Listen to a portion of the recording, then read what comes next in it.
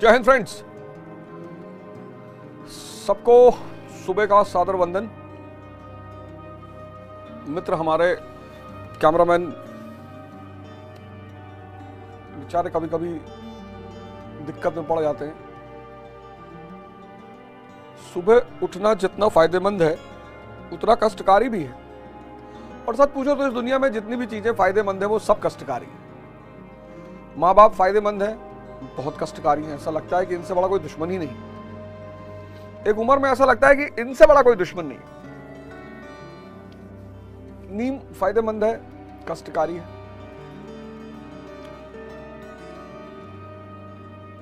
यही तो पैरामीटर है।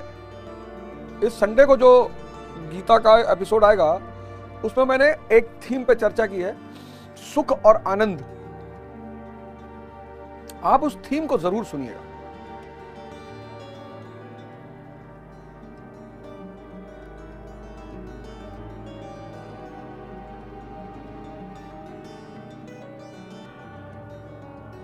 संडे को जो गीता का एपिसोड आएगा उसमें मैंने एक थीम पे चर्चा की है, सुख और आनंद।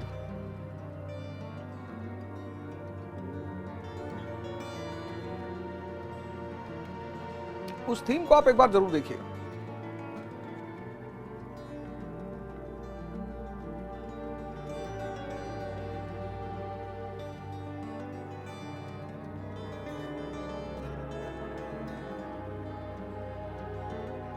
तो जितनी चीजें लाभदायक हैं वो कष्टकारी बहुत है।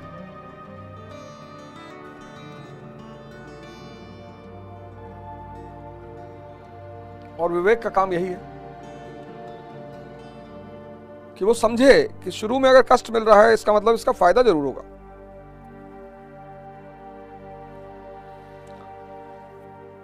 हमारे घरों में लोग नीम का दतूर मंजन करते थे। हम ही पहले मामा के हम लोग जाते थे, सुबह निकलते थे, रास्ते में नीम तोड़ते थे, और नीम कितनी कड़वी थी।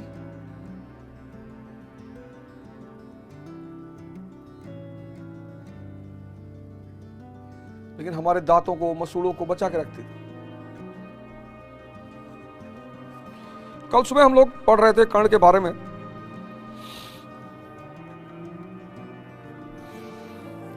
अलग नगर के कोलाहल से, अलग पुरी पुरजन से, कठिन साधना में उद्योगी लगा हुआ तन मन से साधना करनी पड़ेगी।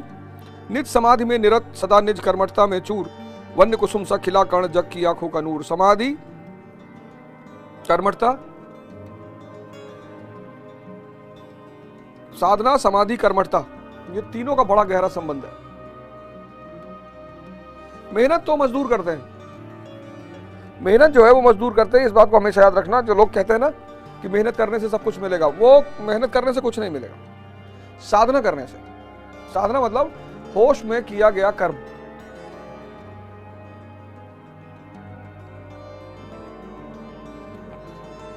जैसे आज पढ़ाई में लोग बहुत मेहनत कर रहे हैं लेकिन मजबूरी में कर रहे हैं। आज पढ़ाई में लोग बहुत मेहनत कर रहे हैं लेकिन मजबूरी में कर रहे हैं। मजबूरी में उसका परिणाम नहीं आ रहा है। साधना करना है।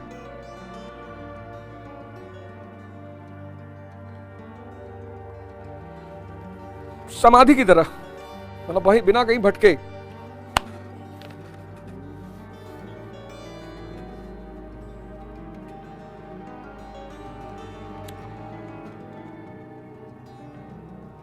और कर्मठता, काम के लिए हमेशा तत्पर। नहीं फूलते कुसुम मात्र राजाओं के उपवन में। इस पर चर्चा हम लोग कल कर चुके हैं कि सिर्फ राजाओं के उपवन में फूल नहीं खिलते, गूदड़ी के लाल भी होते हैं। कलाम साहब की बात की कल मैंने। जलद पटल में छिपा किंतु रवि कब तक रह सकता है। और क्षमताएं, गुण जो है कब तक छिपे रह सकते हैं। रंगभूमि में अर्जुन था जब समास अनोखा बांधे, बढ़ा भीड़ भीतर से सहसा कर्ण सरासन साधे। तो जब ये बड़े बड़े घरों के लोग अपनी कलाएं दिखा रहे होते हैं तो उनमें से कोई ऐसा ही गूदड़ी का लाल बाहर आता है कि अरे तुम क्या दिखा रहे हो, आओ दिखाएं। जब भारत का राजनीतिक मंच इतने बड़े बड़े घरानों के लड़कों से भरा हुआ था, उसी में एक आदमी बाहर आता है, नरेंद्र मोदी। प्रधानमंत्री के रूप में उनकी कल व्याख्या क्या होगी ये मुझे नहीं पता, लेकिन एक समान परिवार से आकर तीसरी बार भारत का प्रधानमंत्री बनना बहुत बड़ी बात है। तो अगर इस परिस्थिति को देखो तो एकदम वही स्थिति उनकी भी है कि जब अर्जुन समा बांध रहा था तब वो भीड़ से बाहर निकलते हैं। कहता हुआ तालियों से क्या रहा गर्व में फूल, अर्जुन तेरा सुयश अभी क्षण में होता है धूल। तो उसने कहा यार अर्जुन तुम क्या ये सब कलाबाजी दिखा रहे हो, तो मैं ऐसे चुटकी में दिखा दूं, तुम जो दिखा रहे हो ये बच्चों का खेल है। तूने जो जो किया उसे मैं भी दिखला सकता हूं, चाहे तो कुछ नई कलाएं भी सिखला सकता हूं। आंख खोल देख कर्ण के हाथों का व्यापार, फूले सस्ता सुयश प्राप्त कर उस नर को धिक्कार। फूले सस्ता सुयश प्राप्त कर उस नर को धिक्कार। तो कर्ण कहता है कि ये सब तो तुम दिखा रहे हो ना, ये सब खेल है मेरे लिए, इसको तो मैं ऐसे मजाक में कर देता हूं और इसके अलावा भी बहुत सारी चीजें दिखाऊंगा। आंख खोलकर देख कर्ण के हाथों का व्यापार, फूले सस्ता सुयश प्राप्त कर उस नर को धिक्कार। मतलब वही कि मेरे पापा डीजीपी है, मेरे पापा विधायक है, मेरे चाचा विधायक है, मेरे फूफा मेंबर ऑफ पार्लियामेंट है। फूले सस्ता सुयश प्राप्त कर उस नर को धिक्कार। सस्ता सुयश, इस प्रकार कह लगा दिखाने कर्ण कलाए लड़की। सभा स्तब्ध रह गई, सभा स्तब्ध रह गई, गई रह आंख टंगी जन जन की। मंत्र मुक्त सा मौन चतुर्दिक जन का पारावार, गूंज रही थी मात्र कर्ण की धनवा की टंकार। और उस आदमी ने ऐसा ऐसा करतब दिखाना शुरू किया कि जनता तो एकदम मुग्ध हो गई, मस्त।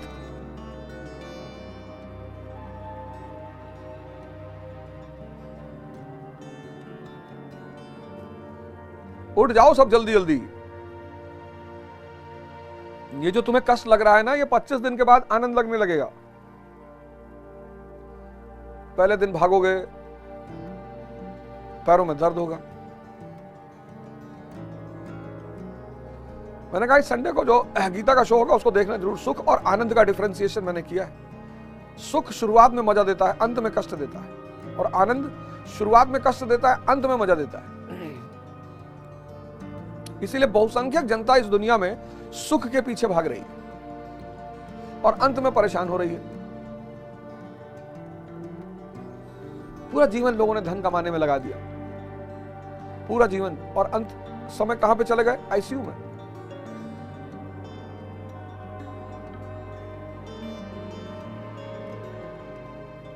बता तो रहा हूं कि महाराज जी, स्वामी अड़गड़ानंद महाराज आ गए होंगे दर्शन हॉल में, 98 साल की उम्र, 98 साल की उम्र, 98 और तुम लोग यार सो रहे हो। जागो, उठो। फिरा कर्ण त्यों साधु साधु का उठी सकल नर नारी, राजवंश के नेताओं पर पड़ी विपद अति भारी। द्रोण भीष्म अर्जुन सब फीके सब हो रहे उदास, एक सुयोधन बढ़ा बोलते हुए वीर शाबाश।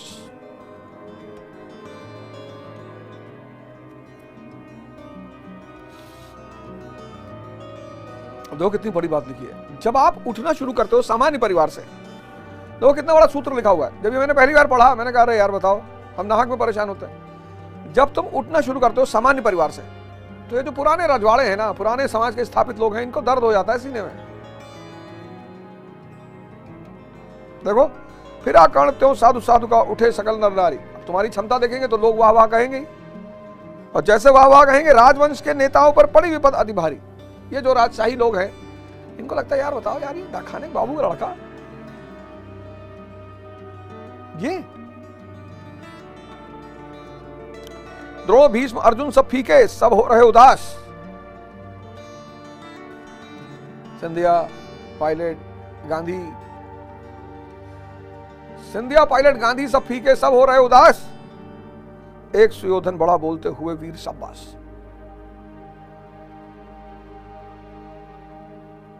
सुयोधन शब्द बहुत बड़ा अर्थ रखता है यहां पे। भाई बिना सपोर्ट के आप आगे बढ़ ही नहीं सकते। जब तक इस दुनिया में किसी एक का सपोर्ट ना मिले, दुर्योधन नहीं लिखा हुआ है, सुयोधन।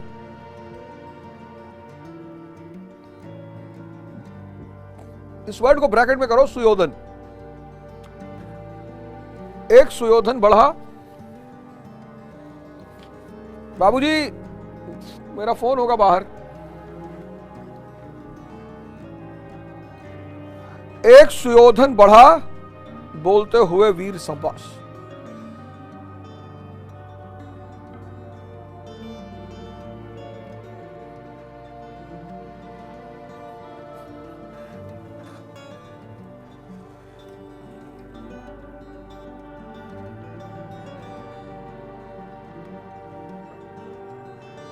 मंदिर की घंटी बज गई।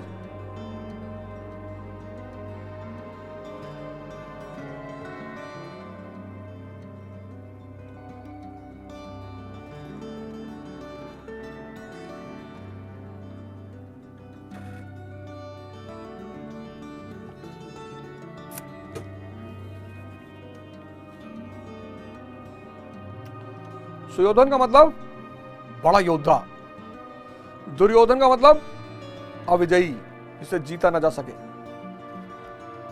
कल आपने आईना की टेस्ट सीरीज की।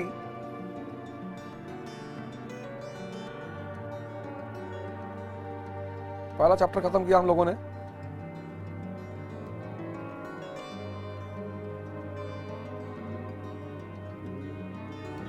एक सुयोधन बढ़ा, बोलते हुए वीर शाबाश। सुयोधन मतलब बड़ा योद्धा, दुर्योधन मतलब अविजयी, जिसको जीता ना जा सके। द्वंद्व युद्ध के लिए पार्थ को फिर उसने ललकारा। अर्जुन को चुप ही रहने का गुरु ने किया इशारा। कृपाचार्य ने कहा, सुनो है वीर युवक अनजान, भरत वंश अवतंस पांडु की अर्जुन है संतान।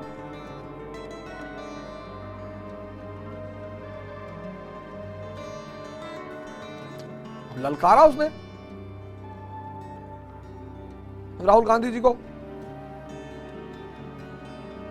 सामने तुम्हारे खेल चल रहा है, ललकारा उसने। अर्जुन को चुप ही रहने का गुरु ने किया इशारा। तो दिग्विजय सिंह जी ने कहा कि कृपाचार्य ने कहा, सुनो है वीर युवक अनजान,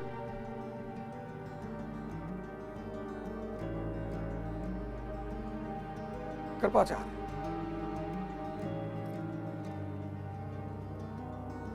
कमलनाथ जी कृपाचार्य, सुनो है वीर युवक अनजान, भरत वंश अवतंस पांडु की है अर्जुन संतान।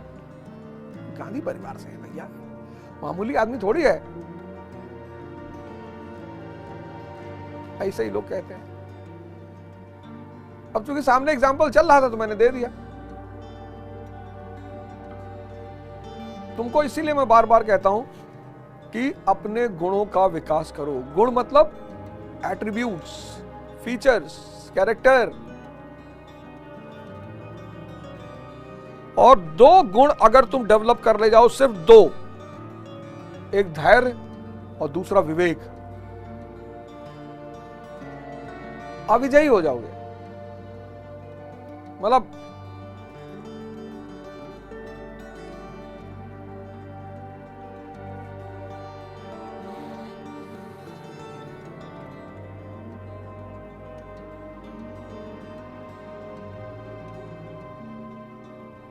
अब देखो अगली लाइन।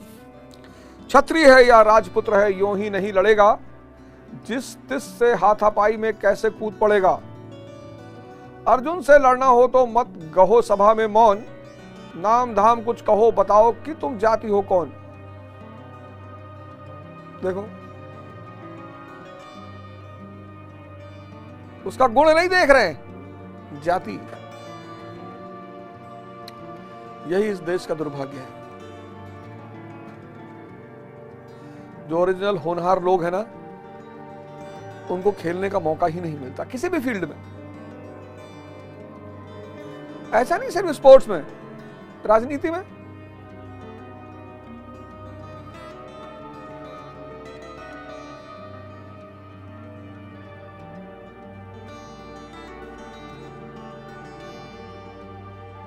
इस देश में प्रतिभाओं की कमी नहीं है, एक से एक बिरली प्रतिभा।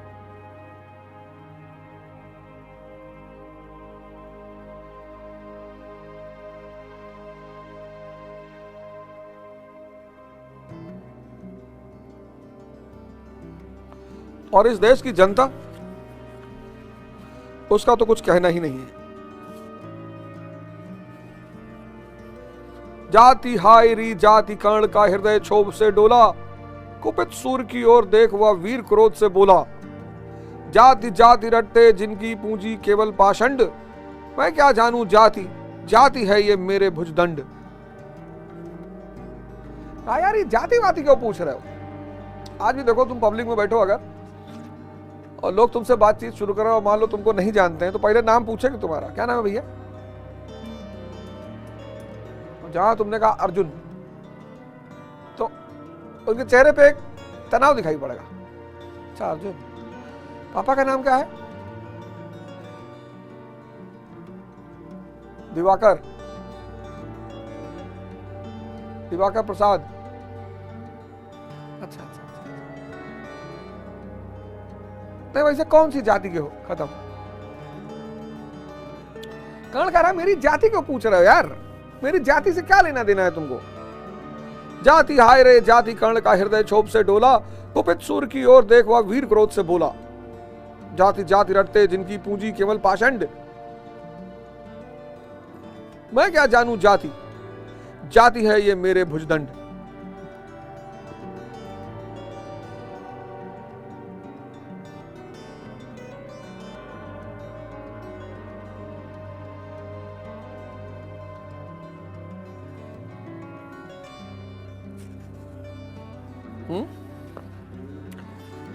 इन सब चीजों की तुम चिंता मत करो, तुम सिर्फ अपने गुणों का विकास करो। धैर्य और विवेक, ये दो गुण इतने महान हैं। धैर्य कैसे पैदा होगा? ध्यान से। धैर्य ध्यान से पैदा होगा। और विवेक कैसे पैदा होगा? सेवा से। सेवा से, सेवा से अहम गिरेगा। जहां जहां तुम्हारा अहम गिरेगा वहां वहां विवेक पैदा होगा। इसलिए इतने बड़े बड़े स्कूलों में पढ़ने वाले, कॉलेजों में पढ़ने वाले लड़के, मैं कोई क्लिप देख रहा था, उसमें एक लड़का कह रहा था, कोई पुलिस के अधिकारी बोल रहे थे उसके स्कूल में आए होंगे कॉलेज में, तो उसने कहा साहब ये सामने कॉलेज के सामने पुलिस चौकी बगल में गांजा बिक रहा है। नशा आज इतनी बड़ी चुनौती बन गया है,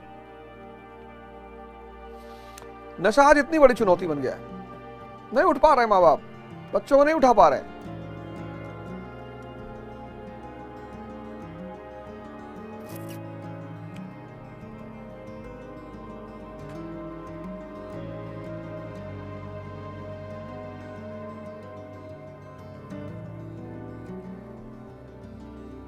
दो बहुत ताकतवर चीजें हैं, एक तो धैर्य और एक विवेक, और दोनों को जन्म देने का एक ही रास्ता। विवेक पैदा हो जाएगा फिर तो तुम्हारी दुनिया को इतनी महान बना देगा।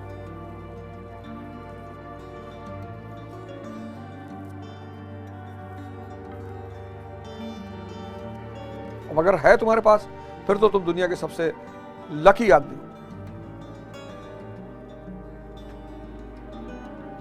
आज सब शिक्षित हो गए, लेकिन बहुसंख्यक के पास विवेक ही नहीं है। आज के समाज की दुविधा क्या है? बहुसंख्यक के पास विवेक ही नहीं है।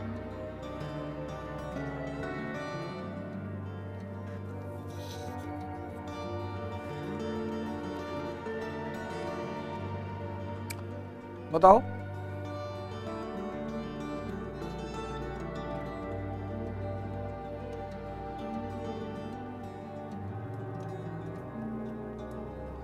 और बिना विवेक का जीवन पशु की तरह है, बिना धैर्य का जीवन पशु की तरह है।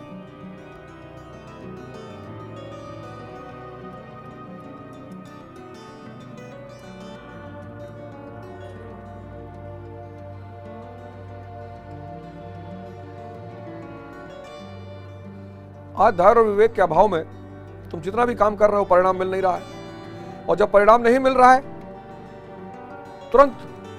तुरंत डिप्रेशन पैदा हो जा रहा है, तुरंत डिप्रेशन पैदा हो जा रहा है। धैर्य और विवेक के अभाव में तुम जो भी कर रहे हो तुरंत डिप्रेशन पैदा हो जा रहा है। और जो डिप्रेशन पैदा हो जा रहा है उसके दुष्परिणाम है।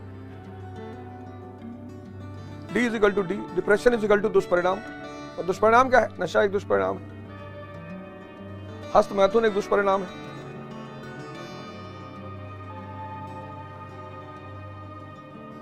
वीडियो रिलीज होते रहते हैं।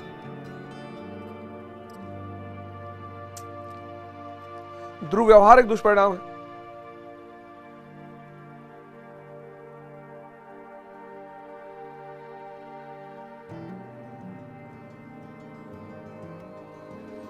विवेक जिसके पास नहीं होगा,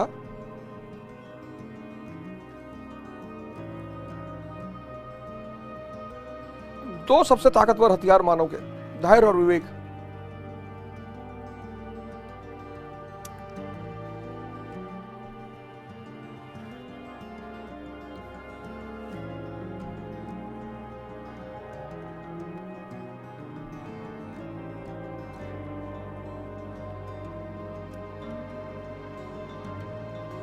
लोग कह रहे थे यार जीवनी कब से पढ़ाओगे?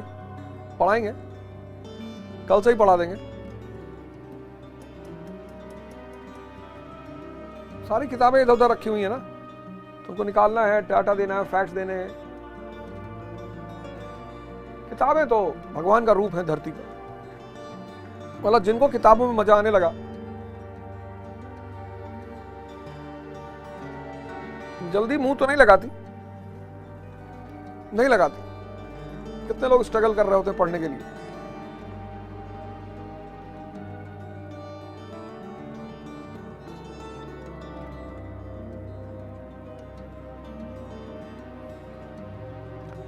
किताब उन्हीं को समझ में आती है जिनके पास धैर्य और विवेक होता है, सबको आती भी नहीं।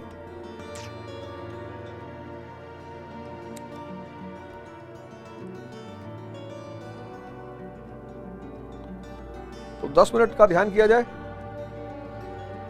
ध्यान मतलब जब मौका मिले आंख बंद कर लो और विचार शून्यता की स्थिति को पाने की कोशिश करो। जितना सांस को पकड़ोगे उतना विचार रुकेगा। नींद एक तरह से ध्यान ही है।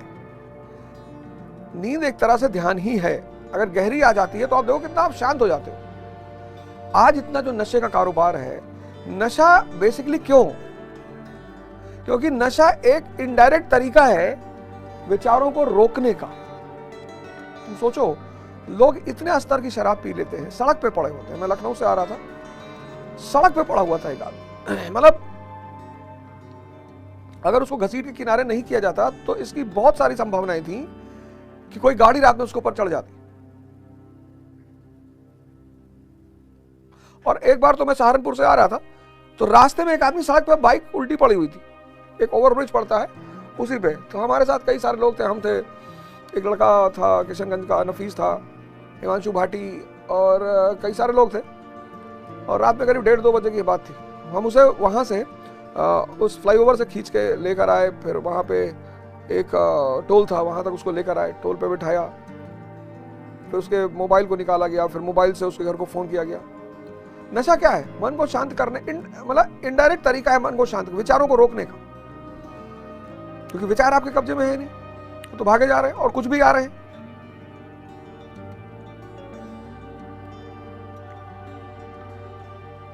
और अगर सामने रास्ता नहीं दिखाई पड़ रहा है, तमाम प्रयास, अथक मेहनत, अथक श्रम, तो डिप्रेशन पैदा ही होगा। बच्चों को हो रहा है, छोटे छोटे बच्चों को हो रहा है। बच्चों के स्कूलों में साइकोलॉजिकल टेस्ट कराए जा रहे हैं। छोटे छोटे बच्चों को दवाएं दी जा रही। अरे नर्सरी में नहीं टॉप करेगा तो कुछ बिगड़ थोड़ी जाएगा खानदान का। माँ बाप दो बहुत बड़ी गलती करते हैं।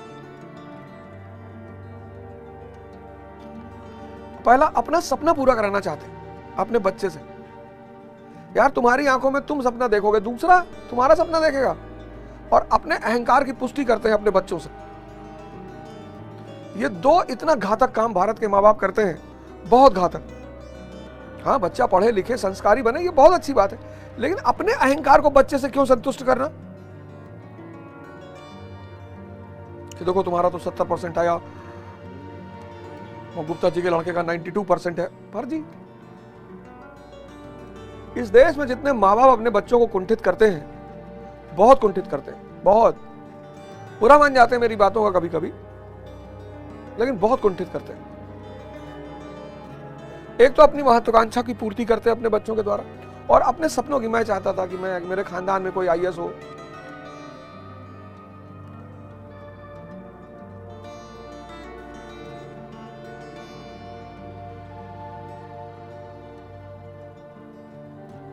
एक पागल दौड़।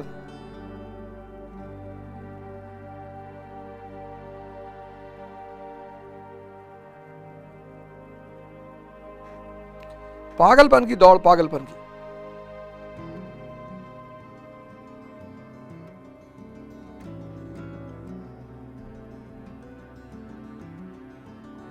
तो ध्यान का मतलब सिर्फ इतना है कि आप अपनी जब सांसों को देखेंगे तो विचार रुकेंगे, उससे आपको इतनी शांति मिलेगी, इतना शरीर आपका हल्का होगा।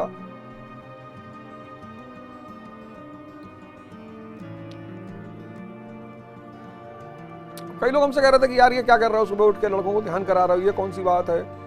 अरे मैंने कहा भैया जिसका मन है वो आके कर रहे हैं, मैं जबरदस्ती फीस ले रहा हूं क्या? ये नौजवान क्रांति पार्ट 2 है, नौजवान क्रांति 2.0। एक नौजवान क्रांति मैंने कोरोना में चलाई थी। जितने लोग भाई बहन हमारे कहीं भी बीमार हैं, हॉस्पिटल में पड़े हुए हैं, कोई दिक्कत नहीं, आप ध्यान शुरू करिए। आपकी बहुत सारी योग निद्रा मैं करवाऊंगा, योग निद्रा मैं योग निद्रा करवाऊंगा आने वाले समय में, अगले 1 आध हफ्ते में योग निद्रा करवाऊंगा। सब हम भी करेंगे, आप सब करेंगे। आधे घंटे का योग निद्रा है, लेकिन वो योग निद्रा आपके जीवन को बदल देगा। मतलब योग निद्रा में मैंडेटरी कर दूंगा। अगर कोई भाई बहन हमारा अस्पताल में है या बीमार है, मैं बता रहा हूं आप योग निद्रा करिए, और 10 दिन बाद आप मुझे बताइएगा। अगर कोई बीमार है तो आप उसको मेरा शो ज्वाइन करवाइए सुबह, कितना भी बड़ा पेशेंट हो। अगर कोई बीमार है, कहीं भी हॉस्पिटल में एडमिट है, घर में पड़ा हुआ है, आप उसको मेरा शो ज्वाइन करवाइए। निराश होने की कोई जरूरत नहीं, हताश होने की कोई जरूरत नहीं, परेशान। देखिए मैं आपको एक बात बताऊं कि आप वैसे भी बड़ी सारी चीजें देखते हैं, तो खैर सोशल मीडिया का दौर है, सारी चीजें दिखाई पड़ती रहती हैं। सोचिए एक आदमी प्लेन में बैठा है और वीडियो बना रहा है। वो सोनू जायसवाल जो जिस लड़के की यात्री एयरलाइंस यात्री विमान में जो काठमांडू जाते वक्त क्रैश हुआ था, सोचिए वो लड़का, उसकी अंतिम फोटो जो दिखाई पड़ रही है, कितना खुश है बेचारा कि बस जहाज लैंड करने जा रहा है, मैं काठमांडू पहुंच गया। और 1 सेकंड के अंदर प्लेन क्रैश कर जाता। मौत का कोई ठिकाना नहीं है।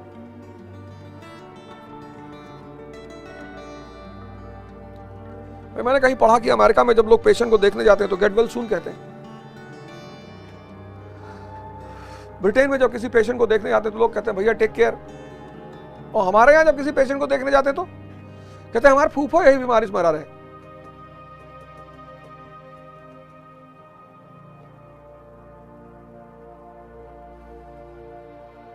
ना हमारे, अच्छा ये बीमारी है, हमारे फूफा भी इसी से मर गए थे। किसी पेशेंट को, किसी बीमार को देखने जाइए तो हंसते हुए जाइए, 100 रुपया उसको दे कर आइए। शादी में भले किसी को पैसा मत दीजिए, लेकिन आज के समय में अगर आप किसी बीमार आदमी को देखने जा रहे हैं तो कुछ पैसा 200-400 रुपया दे आइए, उसको मदद मिलेगी। उससे वहां हॉस्पिटल में बैठ के चाय मत पीजिए। वहां भी लोग चाय वाय मंगवाने लगते हैं, हॉस्पिटल में भी। अगर कोई बीमार है, डिप्रेशन का शिकार है, बीमार है, परेशान है, तो मैं एक कोर्स करने जा रहा हूं। मतलब कोर्स क्या, ऐसे ही हम सब सुबह बैठ के करेंगे उसे, और बैठ के करना है, लेट के करना है बस। योग निद्रा यहां मैं ऑन कर दिया करूंगा, मैं भी करूंगा, आप भी करेंगे, सब करेंगे। सुबह उठकर योग निद्रा करेंगे। इंग्लिश मीडियम वाले, अब हिंदी में ही लगाऊंगा क्योंकि स्वामी निर्जनानंद की योग निद्रा अगले हफ्ते से हम यही करेंगे।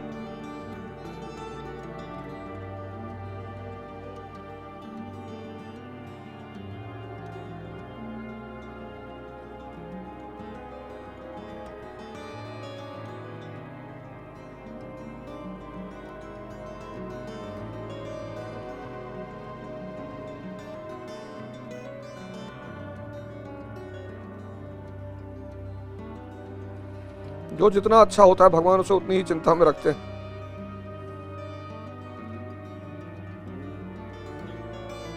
जो भी किसी भी तरह, मैं कह रहा हूं अगर योग निद्रा कोई व्यक्ति कायदे से कर ले, कायदे से, तो संभावना यहां तक है कि जो असाध्य बीमारियां हैं वो भी ठीक हो जाए। इस देश में ऐसी ऐसी चीजें हैं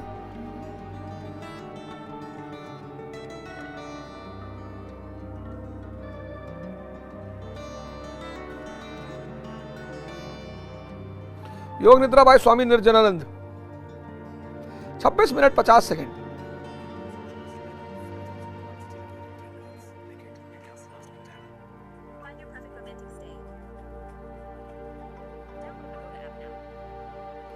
अरे किसी भाई ने मैसेज भी कर दिया, कौन कौन अवध ओझा जी को सुनकर आया है।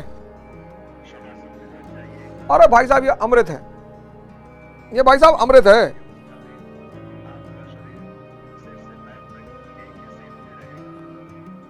आपको अगले 6 महीने में इसे कराऊंगा और आप 6 महीने बाद इस पूरे ब्रह्मांड को जीतने की स्थिति में आ जाएंगे। और जितने भाई बहन हमारे किसी हॉस्पिटल में हैं, एडमिट हैं, कोई दिक्कत नहीं।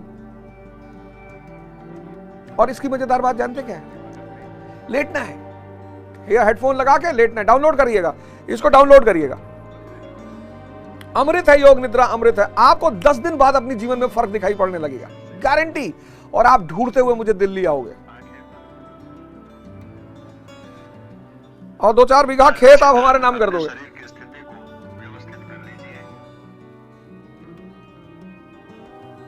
लोग बताते ही नहीं। शरीर को विश्राम की अवस्था में ले आए।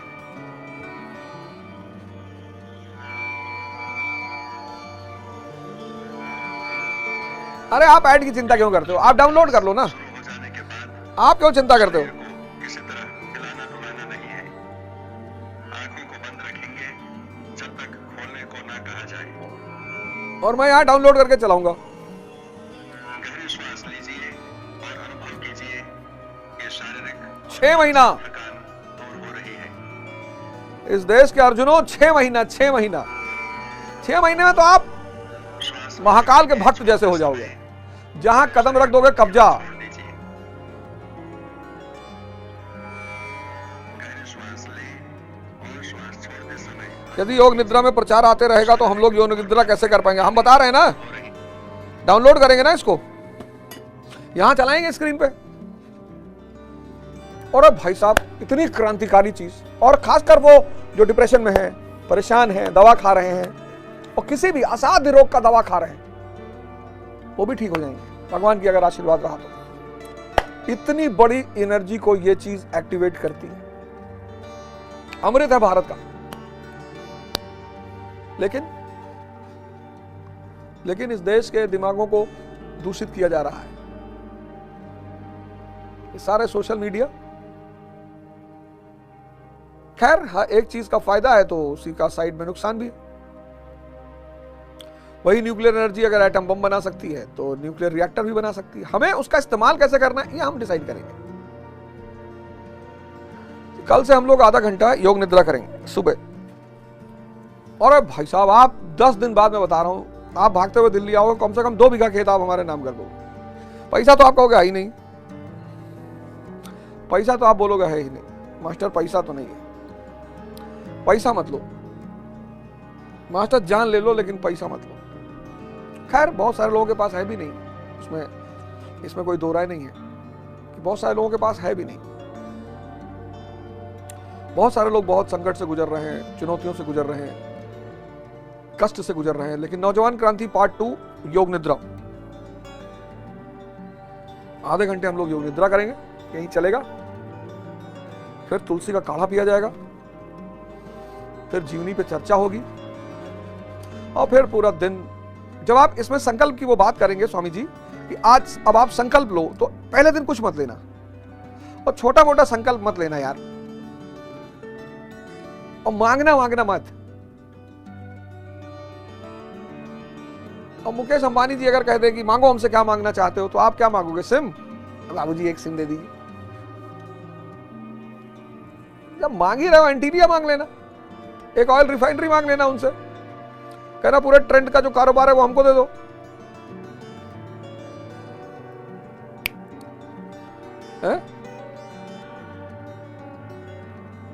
वो देखिए movie once upon a time in Mumbai, वो कहता ना कि समझ लो ये अमरूद दुनिया का आखिरी अमरूद है, तो कितना पैसा। समझ लो इस अमरूद को शाहजहां ने मुमताज को दिया, तो कितना पैसा, कहता 50 रुपया। सोचो, सोच ही नहीं पा रहा उससे बाहर। लास्ट में कहता 500 रुपये। उसमें बोल देता 50 लाख रुपया। लोग सोच ही नहीं पाते। इसलिए जब किसी सामान्य परिवार का लड़का बहुत बड़ा बड़ा सोचता है तो उसका बड़ा परिहास उड़ाया जाता है। अभी देखना कर्ण का परिहास किया जाएगा, सूत पुत्र, शुद्ध पुत्र। और जब तुम्हारी हंसी उड़ाई जाने लगे और तब तो तुम समझ लो दो चीजें बहुत बड़ा इंडिकेटर है कि तुम बॉस खतरा बनते जा रहे हो। एक, तुम्हारी बुराई की जाने लगे। गांजा पीता है, पीने दे गांजा, तुमसे क्या लेना देना बे, तुमसे क्या लेना देना है, पीने दो। अरे हम इसका सब कुछ जानते हैं, इनकी हम कुंडली जानते हैं, और क्या जानोगे वे। यहाँ किसकी कुंडली नहीं है, कौन बिना कुंडली के पैदा हुआ है। तुम इन सब चीजों की चिंता मत किया करो कि लोग मजाक उड़ा रहे हैं, व्यंग कर रहे हैं, करने दो।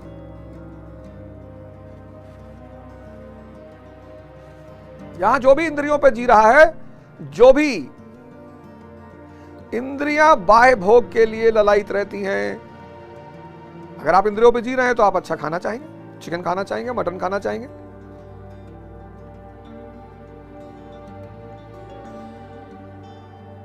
कुछ लोग उसको नहीं खाएंगे तो बाटी चोखा खाएंगे, जैसे मेरे लिए नशा है बाटी चोखा। महाराज जी का आश्रम है छतरपुर में, एमपी में एक जगह है छतरपुर, वही जहां पे खजुराहो है। तो अलगनंद महाराज का वहां पे आश्रम है छतरपुर में। तो वहां पे कीकड़ मतलब रोटी बनती मोटी मोटी तावे उस पे चूल्हे पे, और दाल। त्यागी महाराज वहां रहते हैं, और तो हम आशीष महाराज वगैरह, और वहां मतलब पहाड़ है छोटा मोटा। दीपेश एक लड़का है, हो सकता है अभी बैठा हो दीपेश। तो अरे भाई साहब वहां तो खाना खाने के लिए मार हो जाती है। मतलब चोखा, कीकड़, चूल्हे की, और दाल, और उसको खाने के बाद वहीं आश्रम से करीब 15 किलोमीटर दूर, 15-20 किलोमीटर, अलघौसी पता नहीं कौन सी जगह है, वहां पे एक और आश्रम, दूसरा आश्रम तो जंगल में है। 25-30 किलोमीटर साइकिल चलाना पड़ता है खाने के चक्कर में। इंद्रियों पे जो जी रहा है, जो भी हम आप सब, अगर आप पुरुष हैं आपको स्त्री आकर्षित कर रही है, आप इंद्रिय पे जी रहे हैं, उसमें कोई दिक्कत की बात ही नहीं। 24 घंटे कर रही है तब थोड़ा सा दिक्कत है, 24 घंटे अगर कर रही है तब थोड़ा सा दिक्कत है। आप स्त्री हैं, पुरुष आकर्षित, कोई बात नहीं, नेचुरल सी चीजें। लेकिन 24 घंटे मन कर रहा सारी स्त्री शादी कर लो तब दिक्कत, मन कर रहा सारे पुरुषों शादी कर लो तब दिक्कत, सारे दुनिया का धन मेरे पास आ जाए तो दिक्कत है। धन कमाना कोई बड़ी दिक्कत वाली बात नहीं है। इस देश में बहुसंख्यक लोग आदर्शवादी बहुत हैं, बहुत आदर्शवादी, मतलब फर्जी वाले आदर्शवादी। हम ये नहीं करते, कहते क्यों? जब भी तुम्हारा हंसी उड़ाया जाने लगे और तुम्हारी निंदा की जाने लगे, समझ लेना दोस्त कि कांड करने जा रहे हो तुम।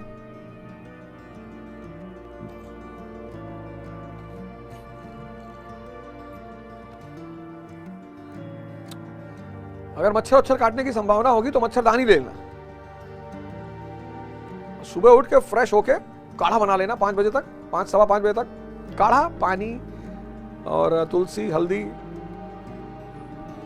यही सब डाल के बढ़िया, गुड़, चीनी मत डालो, पी लो। फिर उसके बाद योग निद्रा किया जाए। कल से अपना निर्माण करो, परिवार का निर्माण करो, समाज का निर्माण करो। है? बताओ,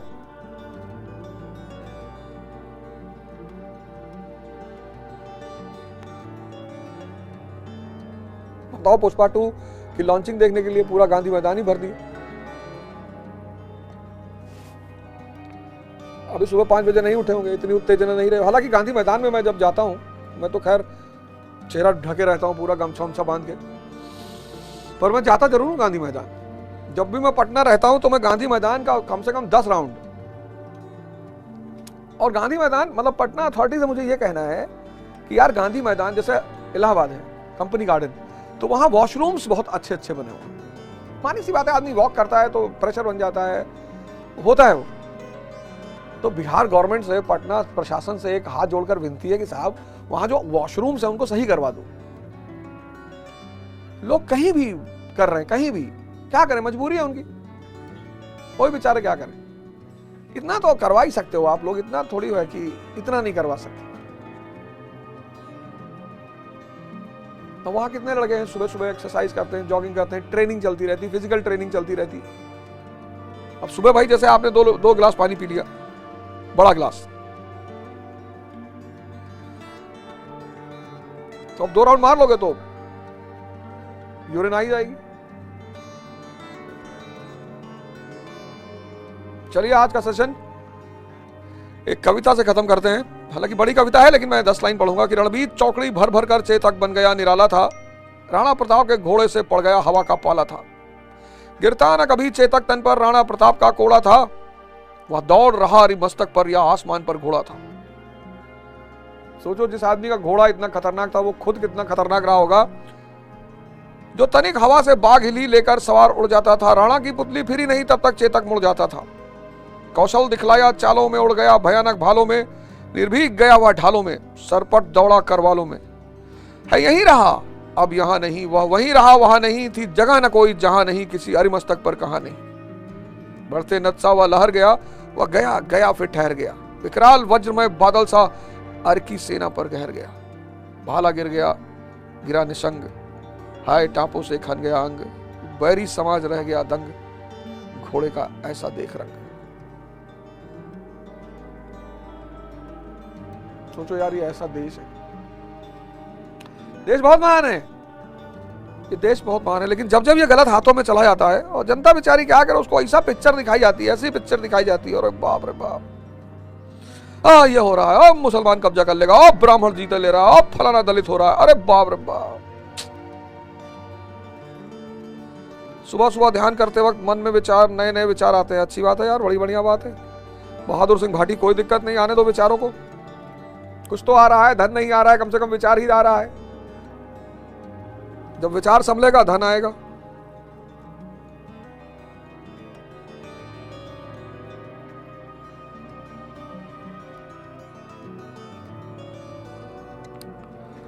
किसी मित्र ने हमारी फोटो अभी सेशन की भेजी है, कोई बात नहीं। जिन माँ बापों को लगता है कि हमारे बच्चों ने परेशान कर दिया हमको, माँ बाप आप कहीं भी रहते हो पूरे भारत में और पूरी दुनिया में कहीं भी रहते हो, आप मुझे बस बताएं, भगत सिंह सेना वहां पहुंच जाएगी और सुबह सुबह इनको इतना मारेगी, माँ बाप को परेशान मत करना। चलो फिर डायरी बना लो, दिन भर का शेड्यूल बना लो, आज थोड़ा सा समय से हम लोग आगे चले गए हैं, और दिन भर का काम करो। आप सबका दिन मंगलमय हो, शुभ हो, पॉजिटिव विचारों के साथ रहें, क्रोध ना करें किसी के ऊपर, घबराए नहीं, धैर्य और विवेक का विकास करें, ये जीवन का युद्ध आप जीतेंगे। जय हिंद, जय भारत।